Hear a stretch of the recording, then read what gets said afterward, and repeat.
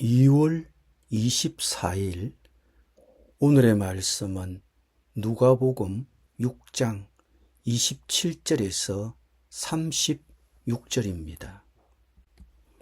그러나 너희 듣는 자에게 내가 이르노니 너희 원수를 사랑하며 너희를 미워하는 자를 선대하며 너희를 저주하는 자를 위하여 축복하며 너희를 모욕하는 자를 위하여 기도하라.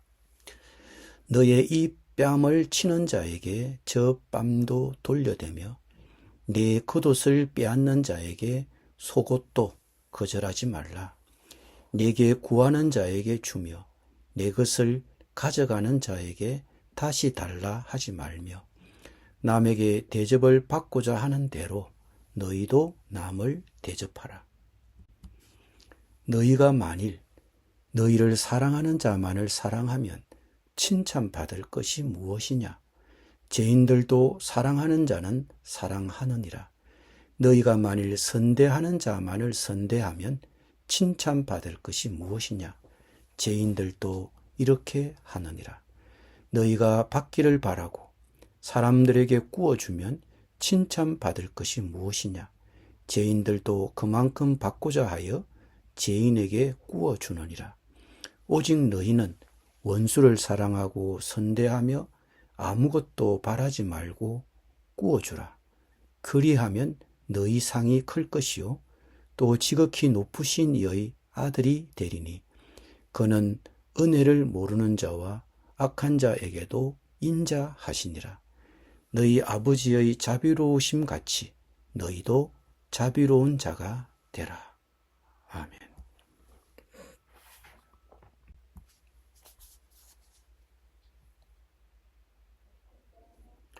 우리가 오늘 읽은 본문의 행간을 살펴본다면 아마도 제자들은 우리가 누구를 사랑해야 합니까? 라고 여쭈어 보았을 것입니다. 이에 예수님은 원수를 사랑하고 나를 미워하는 사람에게 잘해주고 나를 저주하는 사람들을 축복하고 욕하는 사람들을 위해 기도하라고 답을 주셨습니다. 이런 예수님의 가르침은 모두 우리의 본능과는 맞지 않습니다. 나를 미워하고 욕을 하면 미운 감정이 생기는 것은 자연스러운 것입니다. 그런데 그런 감정을 이기고 잘 대해주라는 것입니다. 우리가 다른 사람을 사랑할 수 있는 방법 중에 하나는 용서입니다. 우리가 다른 것은 해줄 수 없을진 모르지만 용서는 할 수 있습니다. 그런데 실은 이것이 어렵습니다. 다른 사람이 나에게 막말을 하고 인간 이하의 행동을 하면 우리는 그것을 마음속으로 생각하며 미워합니다. 그러나 계속 생각한다면 그것은 용서가 아닙니다. 그것을 더 이상 생각하지 않는 것이 용서입니다. 우리가 원수를 사랑함에 있어서 방해가 되는 것이 무엇입니까? 크게 두 가지를 생각할 수 있습니다. 그 첫 번째는 감정의 문제입니다. 미워하는 감정은 자연스러운 것입니다. 그런데 이 미움의 감정을 어떻게 극복하고 상대방을 사랑할 수 있을까? 그것이 우리의 문제입니다. 그런데 미워하는 사람을 사랑하는 것은 감정으로 될 수 있는 것이 아닙니다. 그냥 억지로 해야 합니다. 그래서 원수를 사랑하며 미워하는 자를 선대하라는 것은 우리가 순종해야 할 명령입니다. 둘째로 우리가 원수를 사랑함에 있어 방해가 되는 것은 무엇입니까? 내가 그 사람으로부터 인해 받은 피해입니다.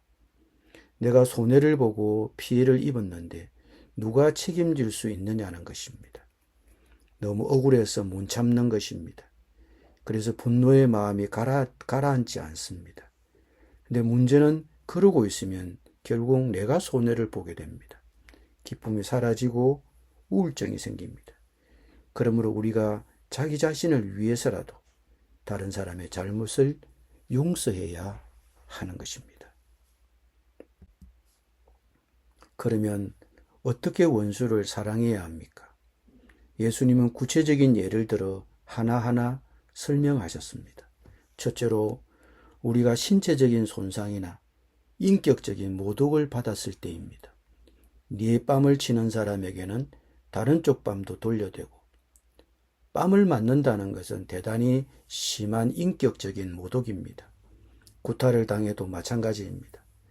맞은 사람은 억울한 마음이 가라앉지 않습니다. 상대에게 인격적인 모독을 당했기 때문입니다. 네 뺨을 치는 사람에게는 다른 쪽 뺨도 돌려대라. 뺨 맞는 것도 분한데 어떻게 다른 쪽 뺨도 때리라고 대줄 수 있겠습니까? 참 어려운 이야기입니다. 둘째는 금전적인 손실입니다. 내 겉옷을 빼앗는 사람에게는 속옷도 거절하지 말라.